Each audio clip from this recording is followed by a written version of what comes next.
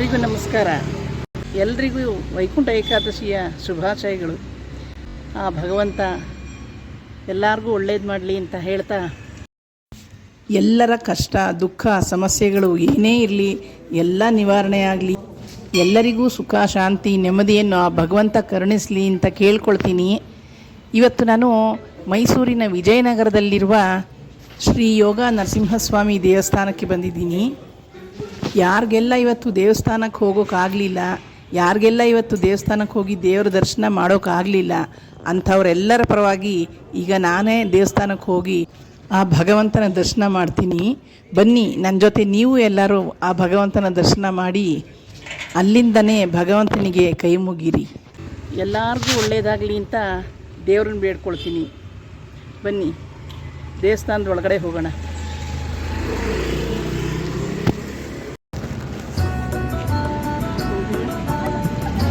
ನೋಡಿ, ದೇವಸ್ಥಾನದ ಪ್ರವೇಶ ದ್ವಾರವನ್ನು ಎಷ್ಟು ಚೆನ್ನಾಗಿ ಅಲಂಕಾರ ಮಾಡಿದ್ದಾರೆ.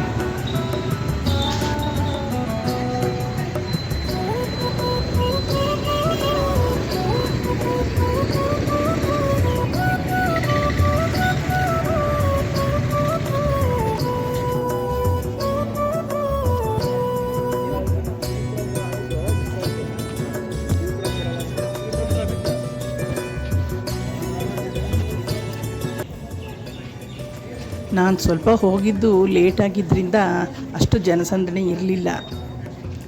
ಇವರೆಲ್ಲ ಆಗಲೇ ಭಗವಂತನ ದರ್ಶನ ಮುಗಿಸ್ಕೊಂಡು ಕೂತಿರೋ ಅಂಥವ್ರು. ನೋಡಿ, ಅಂಥ ರಶ್ ಇರಲಿಲ್ಲ ದೇವಸ್ಥಾನದಲ್ಲಿ.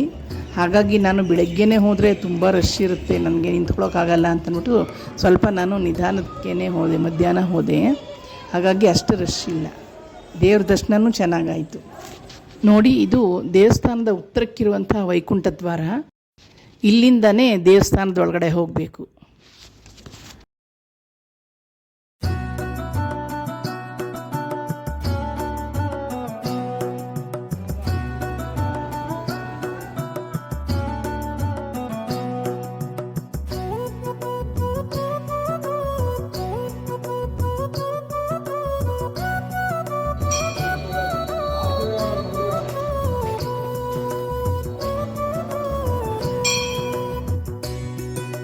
ಇವತ್ತು ವೈಕುಂಠ ಏಕಾದಶಿ ದಿನ ಆ ವಿಷ್ಣುವಿಗೆ, ಆ ವೈಕುಂಠ ವಾಸನಿಗೆ, ವೆಂಕಟೇಶ್ವರನಿಗೆ, ಆ ಶ್ರೀನಿವಾಸನಿಗೆ ವಿಶೇಷವಾದ ಅಲಂಕಾರ, ಪೂಜೆ ಪುನಸ್ಕಾರ, ಉತ್ಸವಗಳು ವೈಭೋಗದಿಂದ ಎಲ್ಲ ಕಡೆಯೂ ನಡೆಯುತ್ತೆ.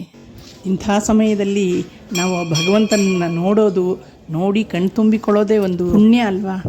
ಎಲ್ಲರ ಸಂಕಷ್ಟಗಳನ್ನು ಪರಿಹರಿಸಿ ಎಲ್ಲರಿಗೂ ಸುಖ ಶಾಂತಿ ನೆಮ್ಮದಿಯನ್ನು ಕೊಡಪ್ಪ ಅಂತ ಆ ದೇವರಲ್ಲಿ ಪ್ರಾರ್ಥಿಸ್ಕೊಂಡ್ರೆ ಖಂಡಿತ ಅವನು ನಮ್ಮ ಕೈ ಬಿಡಲ್ಲ, ಒಳ್ಳೆಯದನ್ನೇ ಮಾಡ್ತಾನೆ. ಇನ್ನು ದೇವಸ್ಥಾನದ ಹೊರಗಿನ ಮಂಟಪದಲ್ಲಿ ಬೆಳಗ್ಗೆ ಯೋಗ ನರಸಿಂಹಸ್ವಾಮಿಯ ಉತ್ಸವ ಮೂರ್ತಿಯನ್ನು ಉತ್ಸವದ ನಂತರ ಇಲ್ಲಿ ಮಂಟಪದಲ್ಲೇ ಇಟ್ಟಿದ್ದರು. ಆ ಭಗವಂತನ ಉತ್ಸವಕ್ಕೆ ಬಳಸಿದ್ದ ಛತ್ರಿ ಚಾಮರಗಳನ್ನೆಲ್ಲ ಅಲ್ಲೇ ಇಟ್ಟಿದ್ದರು. ನೋಡಿ ಎಷ್ಟು ಚೆನ್ನಾಗಿ ಅಲಂಕಾರ ಮಾಡಿದ್ದಾರೆ.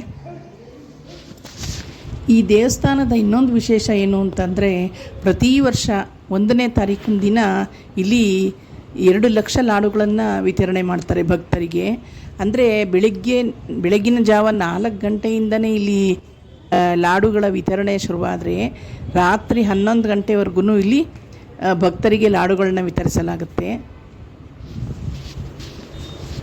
ಇಲ್ಲಿಂದ ಸ್ವಲ್ಪ ಮುಂದೆ ಬರ್ತಿದ್ದ ಹಾಗೆ ಈ ದೇವಸ್ಥಾನದ ಮುಂದಿನ ಅಂಗಳದಲ್ಲಿ ಉಚಿತ ಆರೋಗ್ಯ ತಪಾಸಣಾ ಶಿಬಿರವನ್ನು ಏರ್ಪಡಿಸಿದರು.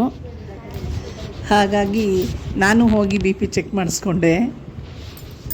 ನಾನು ಯೂಟ್ಯೂಬ್ ಚಾನಲ್ಗೆ ವಿಡಿಯೋ ತೆಕ್ಕೊಳ್ತಾ ಇದ್ದೀನಿ ಅಂತ ಗೊತ್ತಾದ ಮೇಲೆ ಆರೋಗ್ಯ ತಪಾಸಣೆಗೆ ಅಂತ ಕೂತಿದ್ದ ನರ್ಸ್ಗಳೆಲ್ಲ ನನ್ನನ್ನು ತುಂಬ ಚೆನ್ನಾಗಿ ನಗ್ತಾ ಮಾತಾಡಿಸಿದ್ರು. ಎಲ್ಲಿಂದ ನೀವು? ನಮ್ದು ನೇತಾಜಿ ಸರ್ಕಲ್ ಹತ್ರ NK ಹಾಸ್ಪಿಟಲ್ ಅಂತ. ಬನ್ನಿ, ಒಳ್ಳೊಳ್ಳೆ ಫೆಸಿಲಿಟೀಸ್ ಎಲ್ಲ ಇದೆ ನಮ್ಮ ಹತ್ರ. ಹೌದಾ? ಕನ್ಸಲ್ಟೇಷನ್, ಫ್ರೀ ಕನ್ಸಲ್ಟೇಷನ್ ಎಲ್ಲ ಇರುತ್ತೆ. Thank you.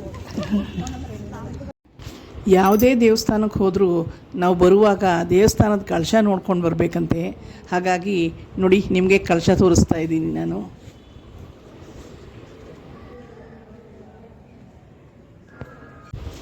Okay friends, video ನಿಮಗೆ ಇಷ್ಟ ಆಗಿದ್ದರೆ ದಯವಿಟ್ಟು ಲೈಕ್ ಮಾಡಿ, ಮತ್ತು ಶೇರ್ ಮಾಡಿ, ಸಬ್ಸ್ಕ್ರೈಬ್ ಅಂತೂ ಖಂಡಿತ ಮಾಡಬೇಕು ಅಂತ ಕೇಳ್ಕೊತೀನಿ.